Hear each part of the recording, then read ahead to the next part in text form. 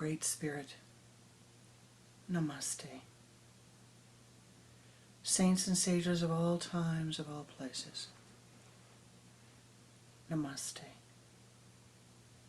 O ye powers that be, the air, the earth, the fire, the water, the ether, Namaste.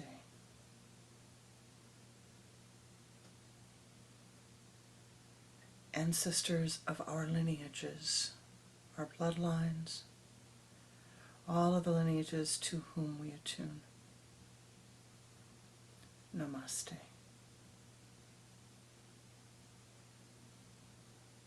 Om Shri Babaji Ya Namaha. Om Shri Lahiri Mahasayaji Ya Namaha. Om Shri Viteshwarji Ya Namaha. Om Shri Paramahansivanandaji Ya Namaha. Om Shri Shaliji Ya Namaha. Om Shri Kriyanandaji Ya Namaha. Om Shanti. Om Shanti. Om Shanti.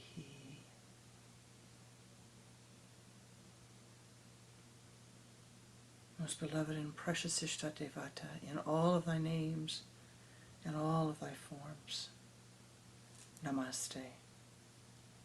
Sweep clear the path. Sweep clear the path that we might see more clearly, that we might live more wisely, more harmoniously, and in tune with thee. Om Saha Navavatu Sahanau Bunaktu Sahaviryam Karavavahai Tejasvi Navadidam Astu Ma Vidvishavahai. Om Shanti, Om Shanti, Om Shanti.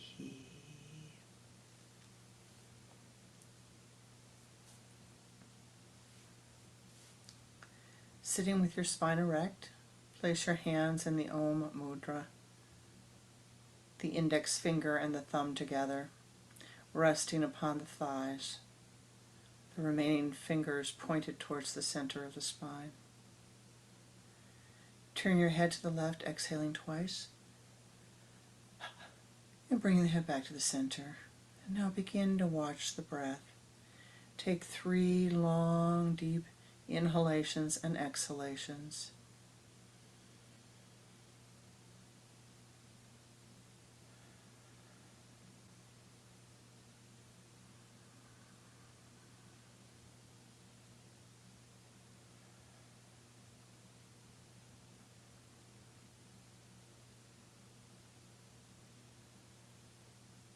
Letting go of all of the tensions in the body. Again, 3 inhalations and exhalations.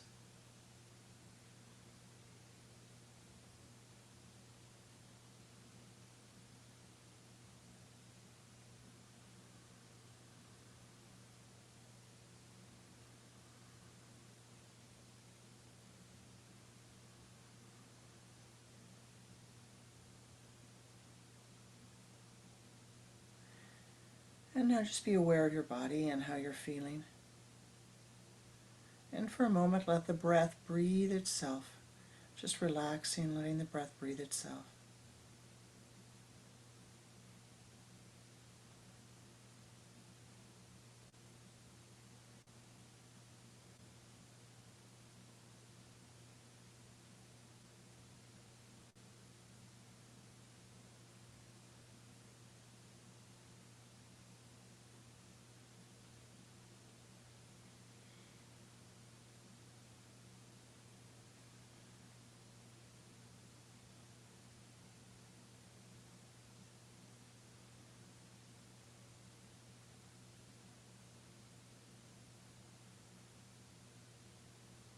Om Shanti, Shanti, Shanti. Om Shanti, Shanti, Shanti. Om Shanti, Shanti, Shanti.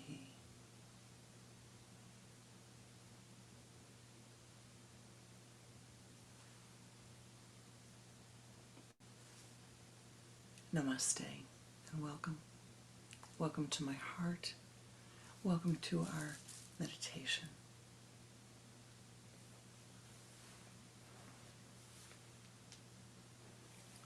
Once upon a yogi time, there was a man who grew up in a village. His mother and father were very devout, his grandparents were very devout, and he grew up very devout. So devout that his mom and dad sent him to become a Swami.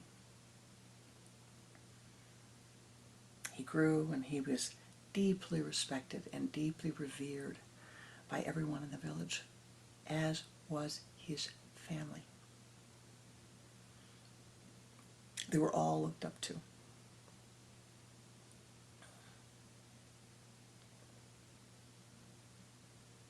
Nearby in the village there lived another family who had a daughter. And one day that daughter became pregnant. She wasn't married. She became pregnant. Mother and father kept saying, "Who's the father? Who's the father?" Mama and Papa pressed her and pressed her and pressed her. She had the baby. And they kept saying, "Who's the father? Who's the father?" She blurted out, "Swami, it's the Swami. The Swami took advantage of me. He's the father of my baby." Mama and Papa were very upset. They never questioned their daughter. They never questioned their daughter. How could he take advantage of our daughter? How could he? Grandmama grabs the baby, lifts the baby up, marches down the center of the street, dragging the daughter with her, saying, "He's going to take responsibility for what he did." She knocks on the door. Swamiji opens. "Namaste, welcome, welcome." "Don't you welcome us, you fakir, fakir, you're a faker. You are not holy. This baby is yours. Our daughter said you attacked her. This baby is yours."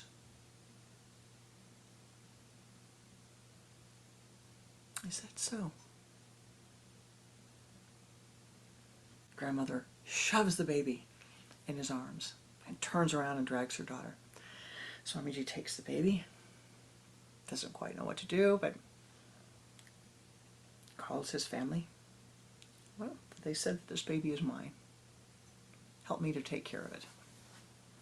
And he finds a way to get the milk and feed the baby and change the baby and rock the baby and take care of the baby. And a week goes by and 2 weeks go by, and the Swami is taking the baby out and rocking it in the garden and changing its diapers, but the whole village has turned against him and against his family. Everybody. They were throwing rocks at his mother and father's house. They were throwing rocks at his house, at his grandmother's house. "Your grandson is a rat. Look at what he did."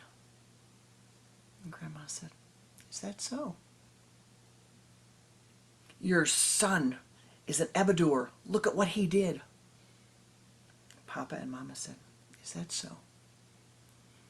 And they went to their son's house and they helped him with the baby. His siblings, people were gossiping about them. People were making nasty comments behind their backs and to their faces. And his brothers and sisters and mother and father and grandmother and grandpapa, they all said, "Is that so?" With equanimity. And they took turns caring for the baby.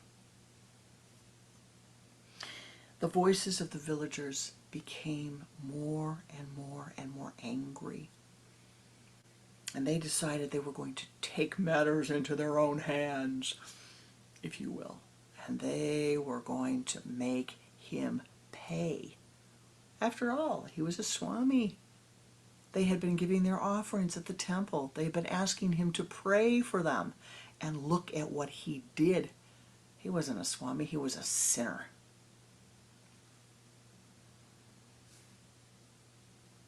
And as the crowd began to gather and the rabble-rousers began to get louder and louder and louder and louder,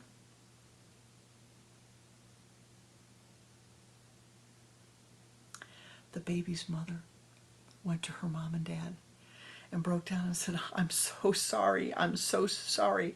I lied to you. I lied to you. I'm in love with Johann, the farmer's son. It is his baby.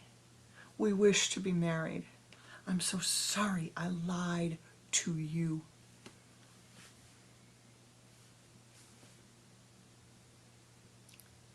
Are you sure?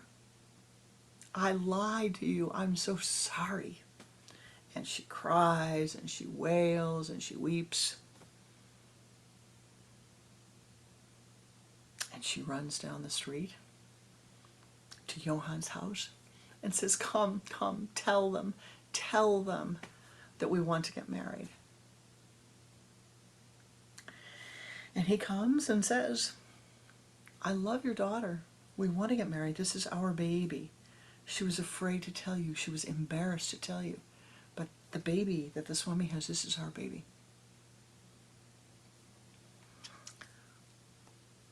Mama and Papa grab Johann's hand, grab their daughter's hand, and march down the street in the middle, through the middle of this crowd that's gathered outside the Swami's house. They're picking up stones and rocks. They're getting ready to grab the Swami's mother and father and grandpapa and grandmama to shame all of them for the sin that he has brought upon them.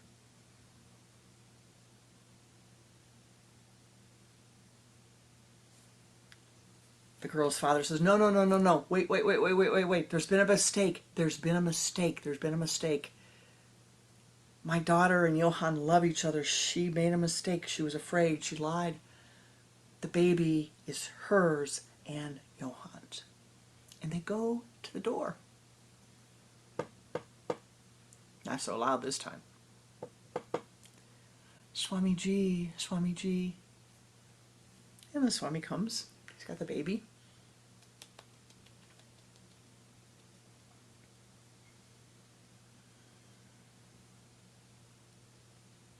Yes, may I help you? The girl bursts forward and says, I'm sorry. Johann is the baby's father, not you. I lied. I am so sorry. I want my baby. I'm so sorry I caused these problems for you. Is that so?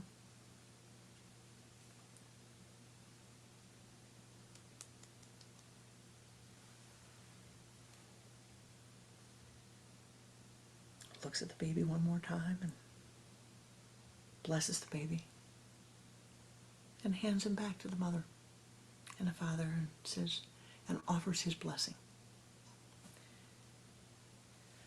Oh, the crowd backs up. Swamiji stands at the door, and his entire family comes to stand by him. This family that had been respected and honored for generation after generation after generation after generation in this village. They had been held in the highest of esteem. But the people chose, because of the lie of one girl, they chose to not question. Nobody said, are you sure it was him? That doesn't sound like how he would behave. Are you sure? No, they were willing to throw stones. They were willing to disrespect them. They were willing to say, look at you, you Abador.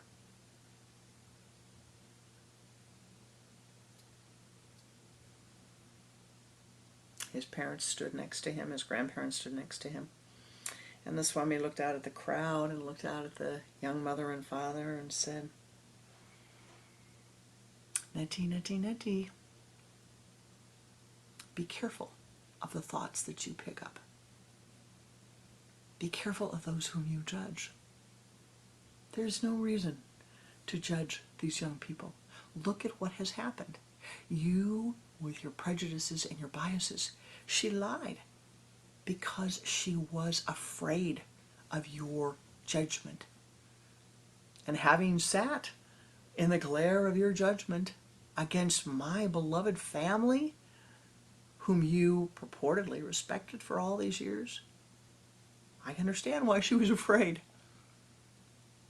Your judgment against me, who you come and ask me to pray and to intercede on your behalf, all of a sudden I have done to help this village, and you never once, not one of you came and said,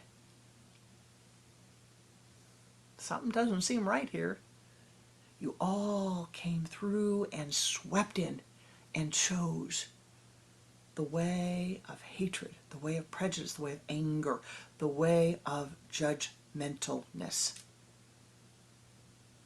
I am telling you, let this lesson be a lesson for all of us in this village, that this never happens again. That you accept this young couple. They chose, they wish to be married. Let us rejoice, let them be married. But remember always what you did, what you allowed your mind to do, to be swept away by all of his hatred, all of his anger, all of his bias and prejudice. You allowed that to happen.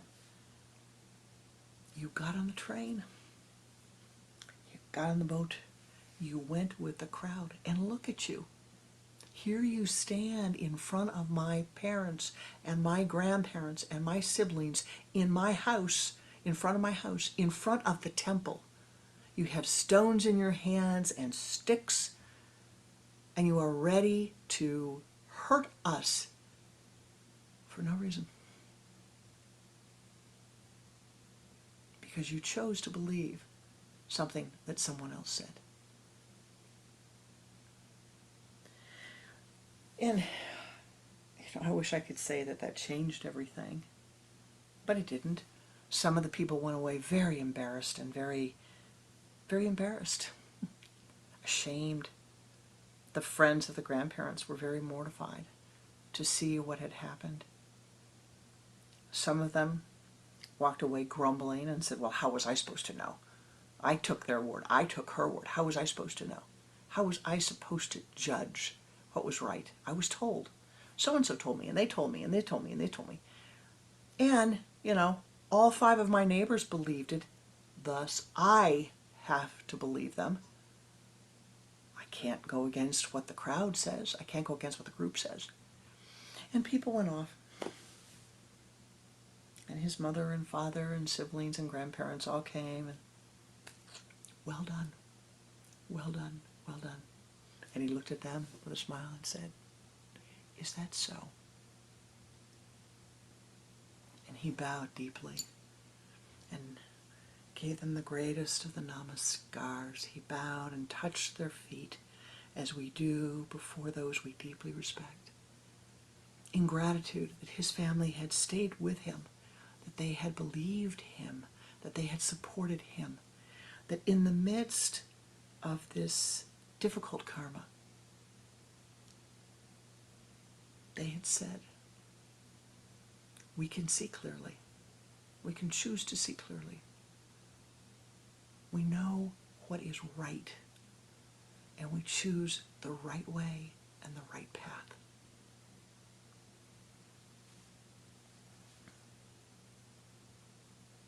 And where does that leave you? What does that mean to you? Well, it says that we live in a world that is now in many ways a small village.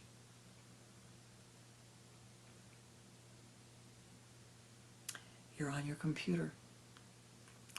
You're sitting in Bulgaria and you type something out. And the young woman in Indonesia reads your words. The young woman in Canada reads your words. And the young woman in Hawaii reads your words. And the young woman in France and in Germany reads your words. The village is small. And they all take your words and they share them with others. They share them. Isn't that interesting? Just as the villagers did, they shared the words. And so what are they sharing? Are they sharing Om Shanti, Shanti, Shanti? Be quiet, be still, seek out thy own illumination with ever greater diligence? Or are they sharing, did you see what he did? Did you see what she did? We have to ask ourselves, where do we lose? Where did you lose your discernment? Or have you lost your discernment? Have you fallen into, in your individual karma, because all karma is individual, have you in your individual karma fallen into the river of the group karma? Have you stepped into that river so that you have chosen to let go of your own discernment, let go of your own logic, let go of your own intuition, let go of your own insight, and allowed the karma of the group to simply, pull you along, pull you along, pull you along, pull you along.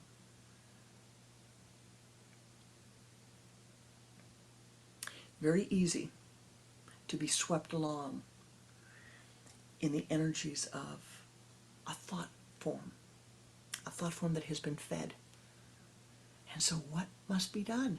Well, you have to find a thought form that you feed that is more galactic, that is more powerful, that is more helpful, that is more filled with compassion, that is wiser, that is more beneficial to your enlightenment, and not a thought form that is crushing to others or judgmental to others.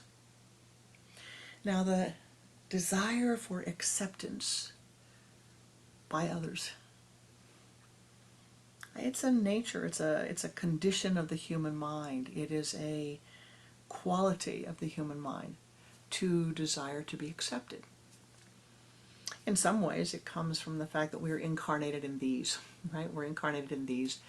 And when you're first born with these, you can't walk in them, you can't feed yourself, you have to have a lot of help to be able to adjust to life in this planet, in this plane of reality. You need help. And the way that you get help is through others. And so the mind says, well, I need them, I need their help, I must please them. I must do something to please them. At first the baby's in the baby body, you don't realize that, you cry if you need something, you cry, that's what you do. But in a very short while, you come to realize, if I smile, if I giggle, if I laugh, I will please them. And so you spend the early part of your life in these bodies trying to adjust, adapt, and acclimatize to living here on the earth and getting the help that you need from those others in order to be able to live here upon the earth. And it takes a good 20 years to be able to, and some would say a good 60 years, to be able to live successfully upon the earth, to understand the conditions of the planet and how to live upon it. And many, many people don't have that time. Many people are thrust out early at 6 and 7 and 9 and 12 and 15 and 16, and thrust to try to learn to live here without the help of others. Very difficult, extremely difficult. But But you made it this far, right? You've made it this far. Now, what is to be done?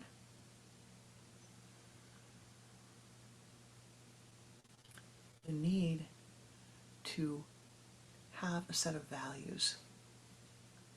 And I'm sure that many of you say, well, I've got values. All right, tell me. What do you value? Don't tell me, tell yourself. What's the most important value in your life?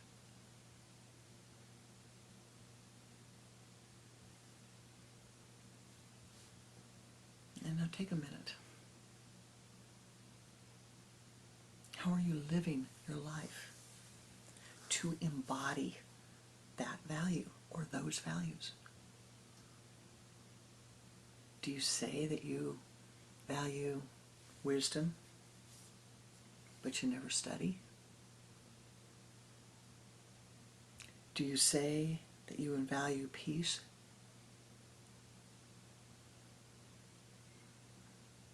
but you cheer the emotionality of the mind? Or you say you value peace and you sit and meditate a little bit every day. 5 minutes here, 5 minutes there, 5 minutes to the next place. Do you say that you want to be happy? And you allow yourself to get caught up in the complaints of the world around you? Or, I want to be happy. You stop and you see the flowers. Aren't those beautiful? You stop and you take a drink, a sip of the water. Oh, this is wonderful. I have fresh water. I'm so grateful for this. And fill your life with moments of gratitude. You're all good guys and good gals, so I'm sure you do all those things. But what we have to watch out for along the spiritual path is getting sucked into, grabbed into, seized by, if you will, the consciousness being seized by this maelstrom of thought forms that are harmful, the thought forms that dull the mind, the thought forms that dull our awareness, the thought forms that make it easy to criticize to the point that we lose discernment. And you see this happening over and over and over and over again, where we are living in a world in which discernment seems to be lost.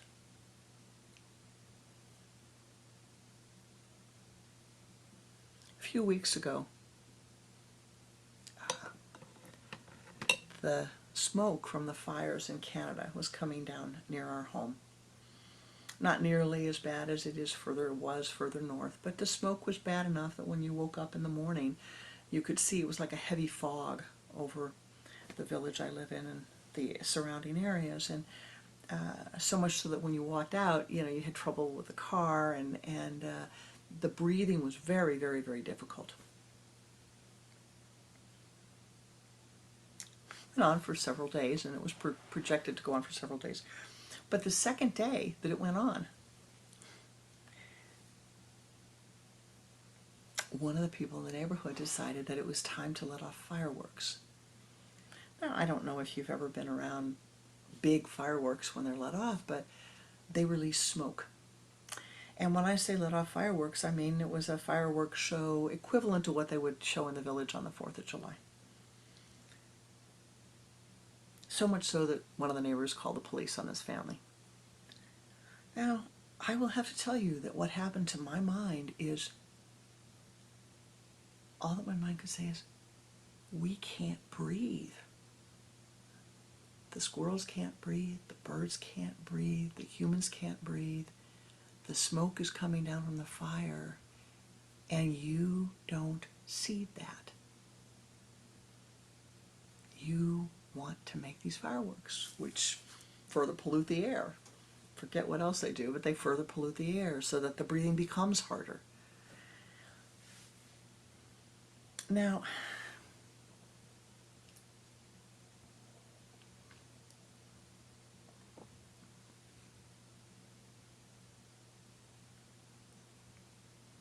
what am I talking about?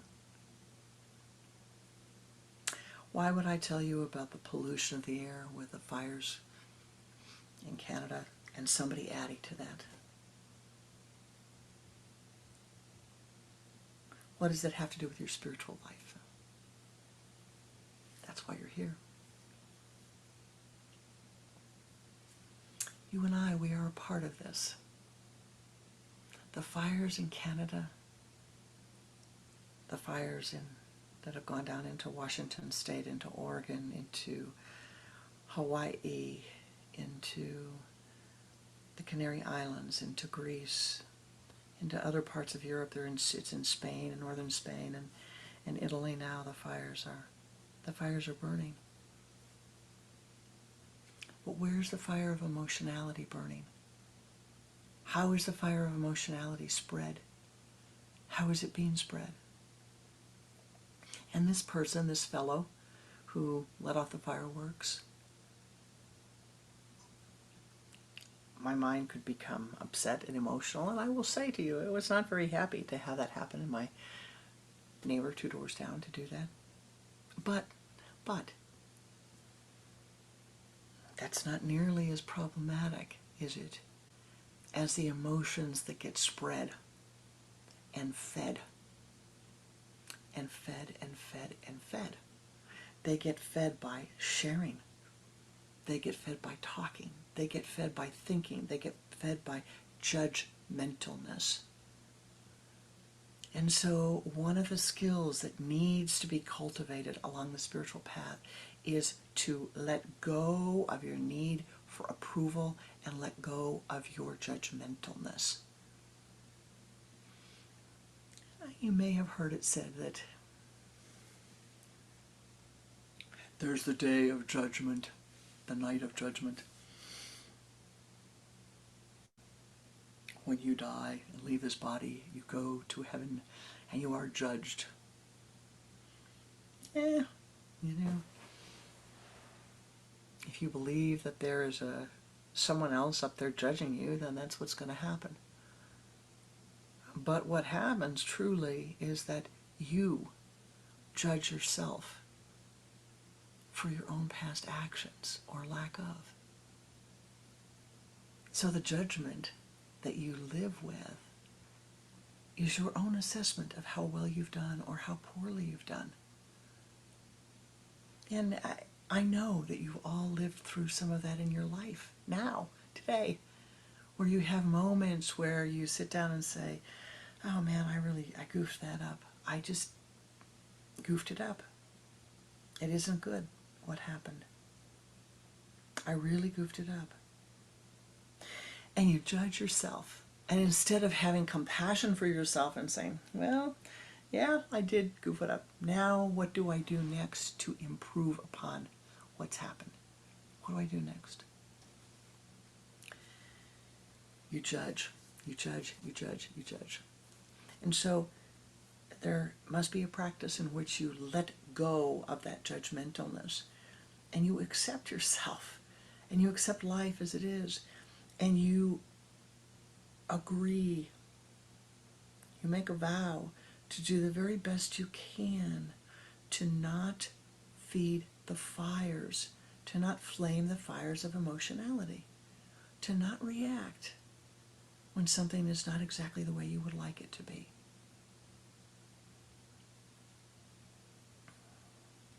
We do this by using one of the greatest tools is the neti, neti, neti technique. And I know a lot of people say, well, that's a beginner's technique. I will tell you that Pranananda oftentimes told his disciples, there's one practice you need to do always. It's neti, neti, neti. That first neti, it's a Sanskrit mantra. The first neti says, I'm not this thought.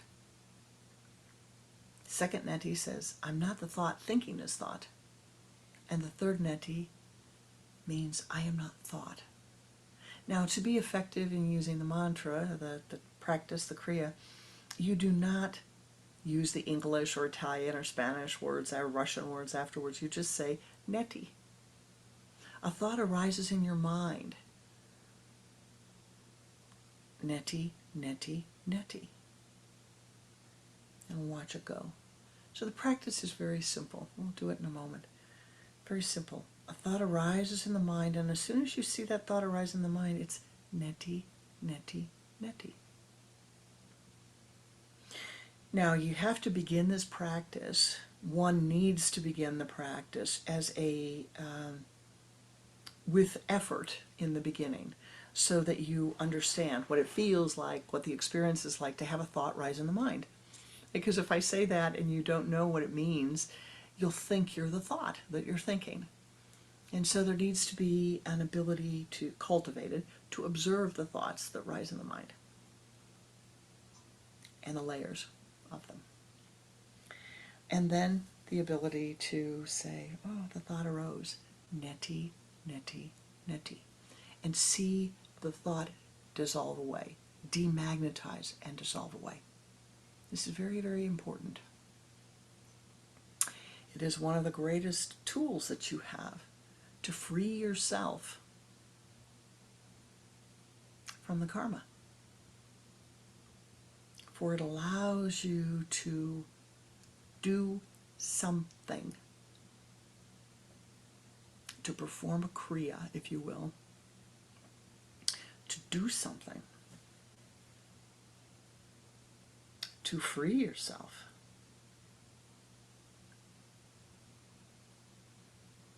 from the confinement of your mind, from the confinement of your thoughts.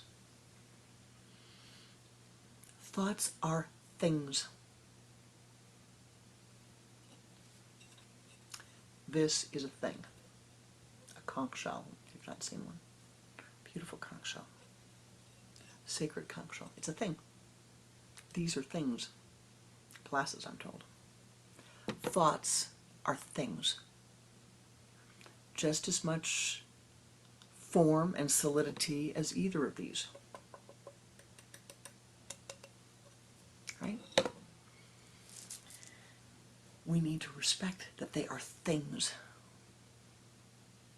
And recognize that if you pour energy into a thought form, it solidifies, it grows, it grows, it grows, it grows, it grows.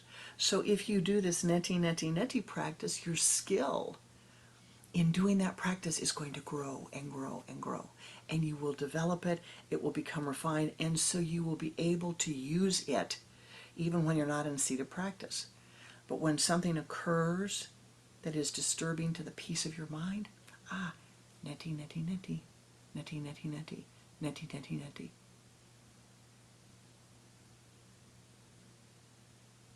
The girl comes to Mama and Papa and says, I'm pregnant. And Papa immediately thinks, what have you done to me? What have you done to our family? Neti, neti, neti. Get out of my house. You've shamed me. Neti, neti, neti. How is that helpful? How is it helpful to do that to your child? It's not. It does nothing. Not as your child, your grandchildren. It's not helpful. Because you feel that somebody else's actions has brought shame upon you? Why are you worried about what they think? Why are you not more concerned about how to help your loved one, your beloved daughter? Why are you not more concerned about how to help her than judging her or tossing her out because of the fear that you have of what someone else will think?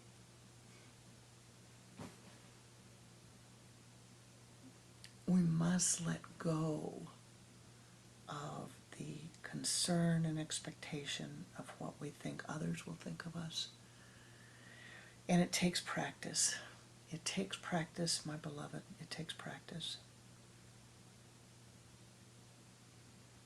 Now, become like the Swami and his mother and father and brothers and sisters and grandmama and grandpapa. Have equanimity. When the difficult karmas of life flow through, which they do for all of us, is that so? Shanti, Shanti, Shanti. Neti, neti, neti. Is that so? Not, oh, not me, oh, why me, oh, this, oh, that. I'm not saying that those thoughts will not arise, because sometimes they do. Don't be so hard on yourself. Don't be so hard on yourself. Neti, neti, neti. It is the skill that we must develop to be able to say, all right, I see.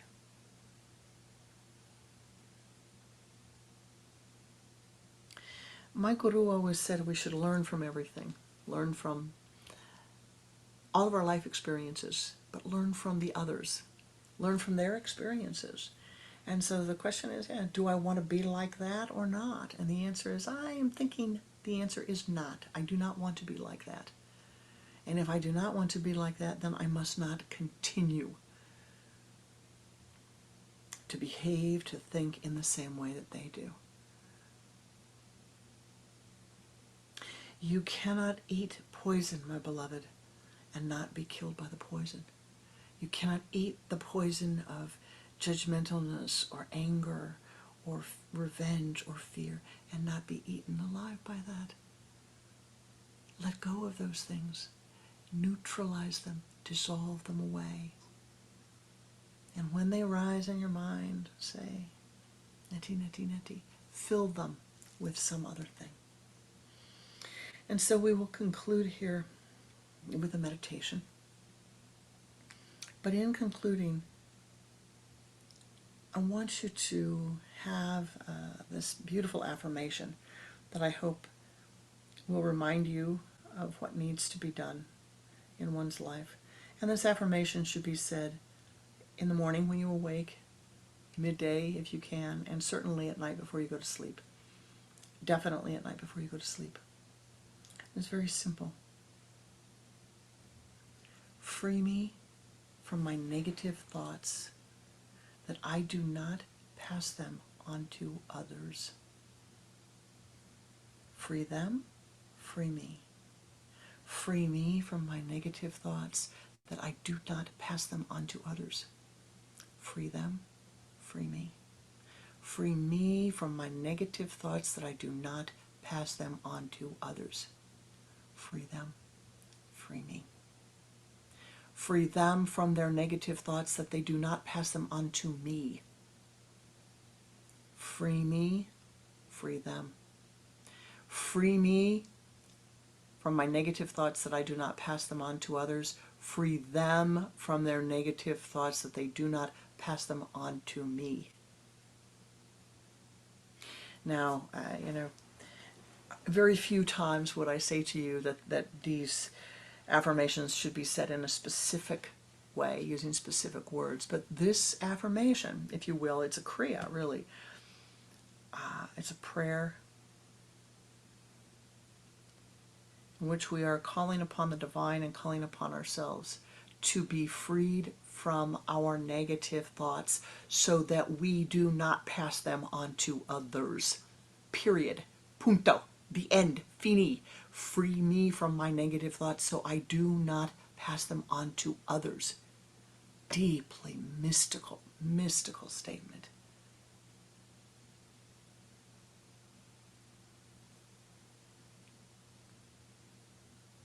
You're saying, I don't want to churn like karma. Free them from their negative thoughts, so they do not pass them on to me. Free me, free them. Free them from their negative thoughts, so they do not pass them on to me. You have met people, I certainly have met people like this, who you'll be having a lovely conversation, and their mind simply cannot avoid bringing up some confining thought, some negative thought, some thought that is hurtful,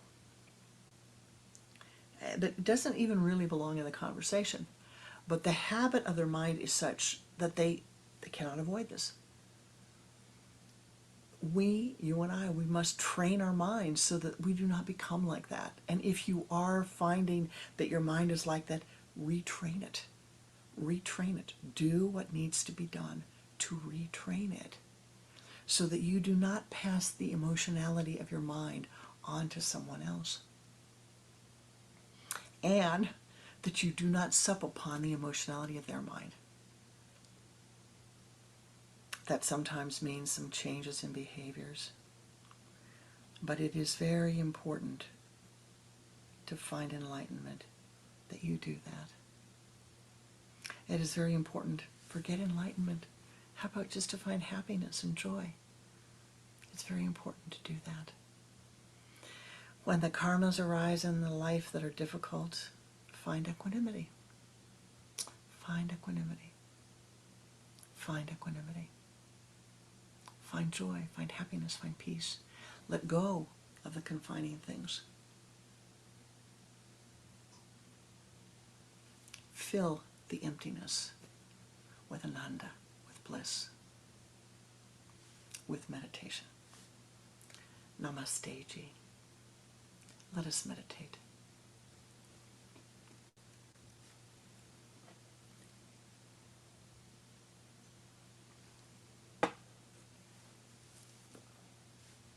Sitting with your spine erect, your hands in the Om Mudra. Turn your head to the left and exhale twice. And bring the head back to the center, beginning to watch the breath. Use the sipping breath. Draw the energy from the limbs to the trunk.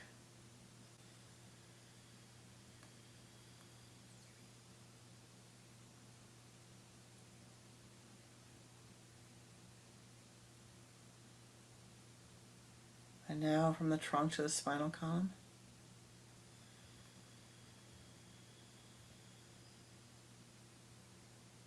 And now from the base of the spine to the sun center.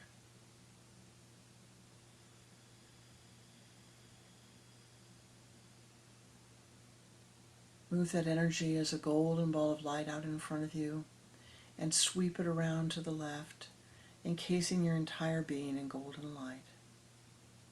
And do this 2 more times.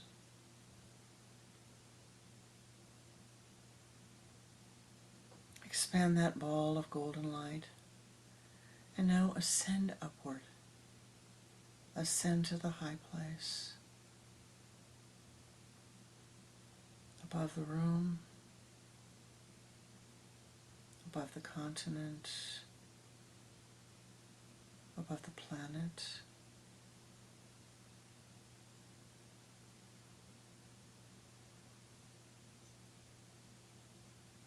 Ascend until you reach the high place.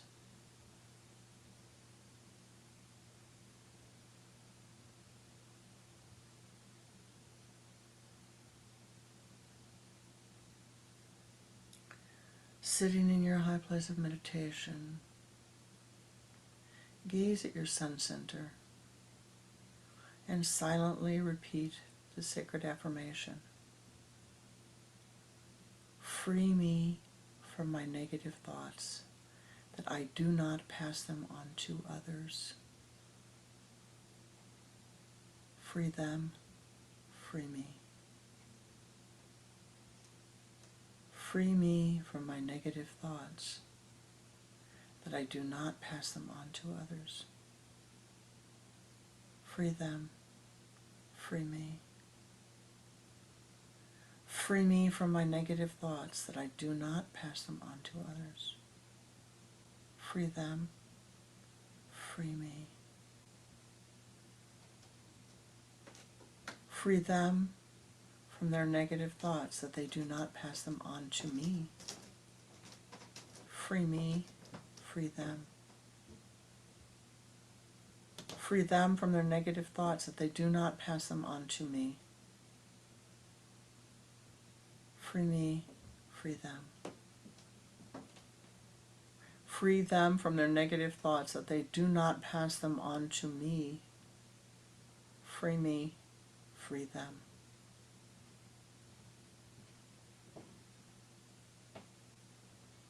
In front of you, you see a path leading up a mountain. Enter the path as it goes into the forest.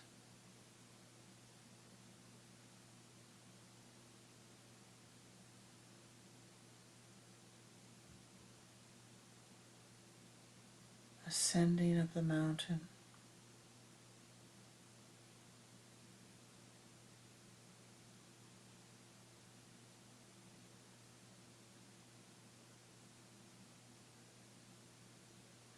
walking through the forest. Hear the creek running.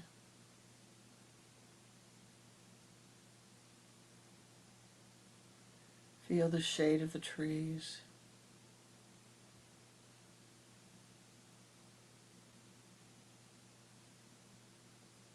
Ascend.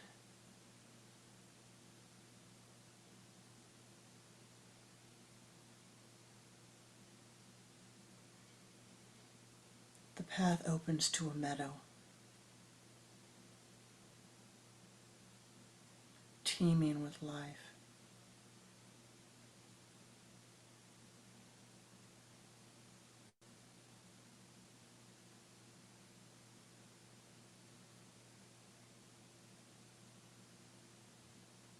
Cross the meadow.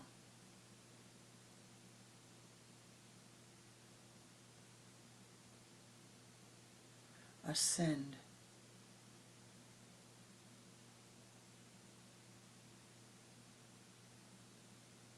Ascend to the high forest.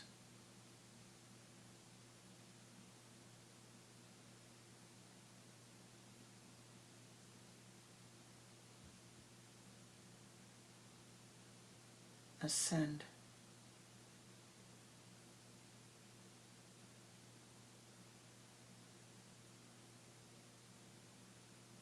The path opens.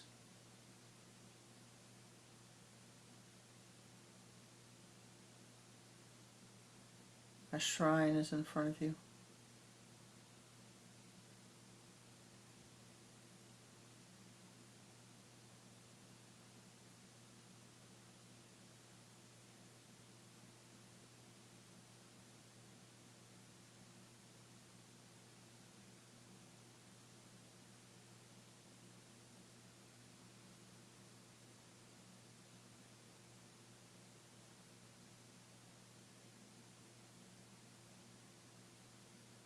Enter into the shrine.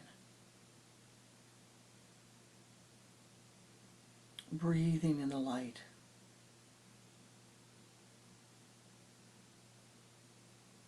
The back of the shrine, you see a light-filled pool fed by a waterfall of light. Enter into the pool.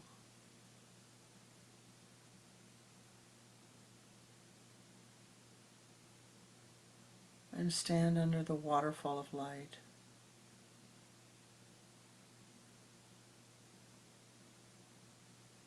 Feel the light pouring upon your crown center, washing free the karmas, washing free the emotionality of the mind,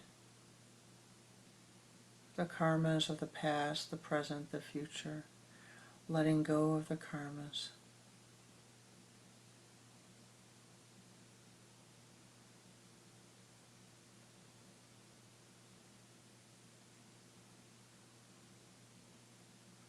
Filling the space with Anandic bliss.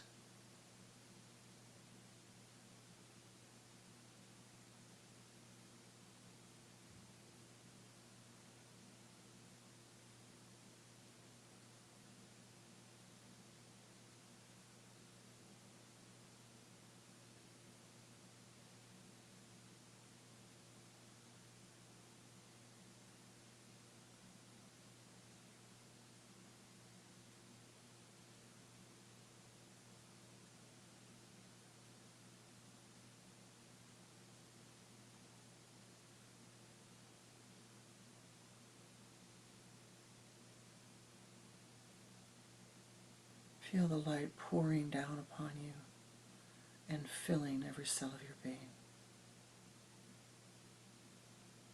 Ananda, Ananda, Ananda,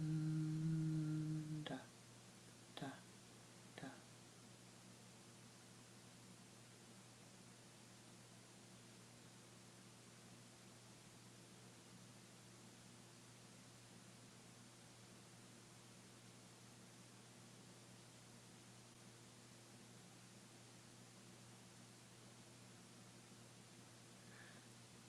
walking forth from the light, feel your being filled. Walk through the pool of light, clothed anew. Breathing in the light until it fills every cell of your being.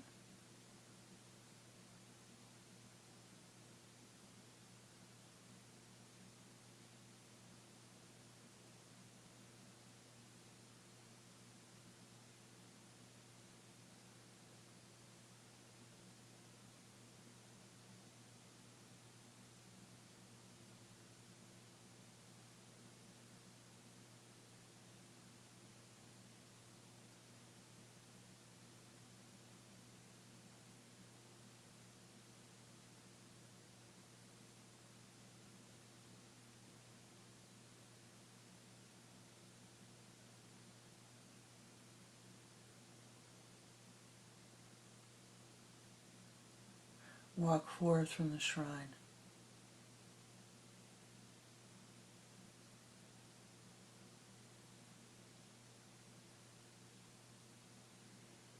And return to your high place of meditation.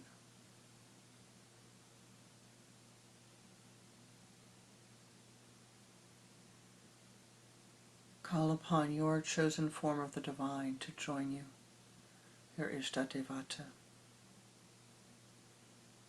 As we sit in this meditation Sangha, joining together, let us send forth our blessings, our meditative prayer to all of those in need.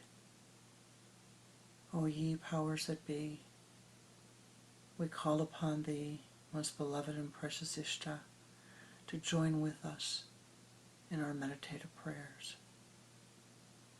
As you hear this petition, these petitions, feel the light radiating forth from your sun center, sending forth your chi, your blessings, your yoga siddhi to those in need. To Mother Gaia, upon whose bosom we live, may Mother Gaia be filled with light and blessed.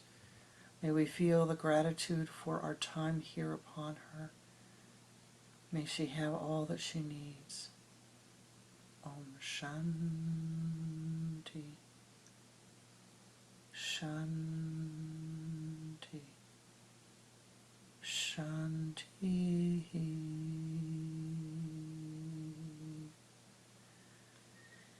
As the flames of fire burn forth around Mother Gaia, we send forth our blessings, that all who are in her path be blessed, that all who are in the path of Agni be blessed, that our relationship with the fire be smooth, be harmonious. For it is through the fire that we are blessed, that our food is cooked, that our water is heated. Let the imbalance be balanced. Om Shanti, Shanti, Shanti. Let us pour forth our blessings upon the Boreal, upon the fires in Canada, in Greece, in Italy, in Spain, on the Canary Islands. Let us pour forth our blessings, that the fires be eased, that all of those who are in the path of the fires, may their fear be dissolved away. May they be safe. Om Shanti, Shanti, Shanti. Om Shanti, Shanti,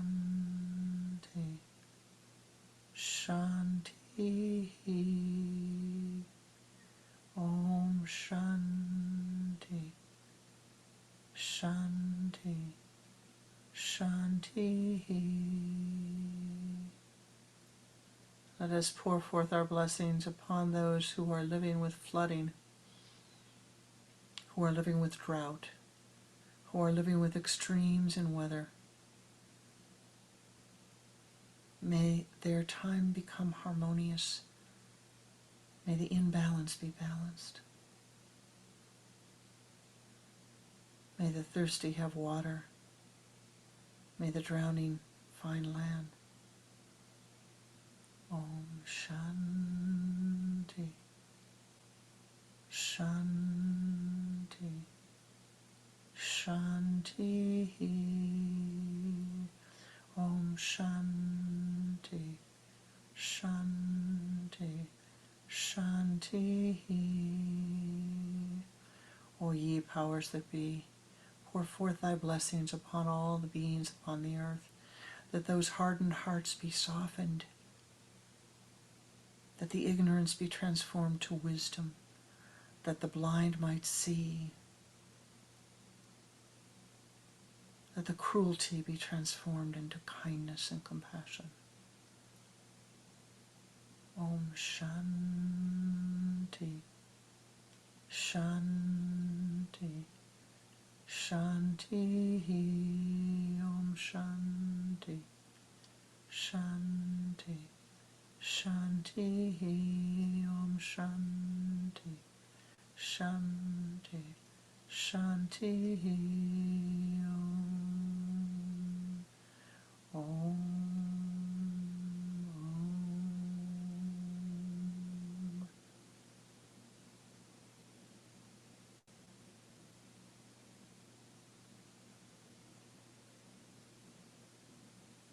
O ye powers that be, pour forth thy blessings upon this Sangha, upon each soul, that we might have that which we need to become an ever greater blessing unto life, that we might see the direction of our life more clearly with ever greater wisdom. Om Shanti, Shanti, Shanti. Om Shanti, Shanti, Shanti. Om, Om, Om.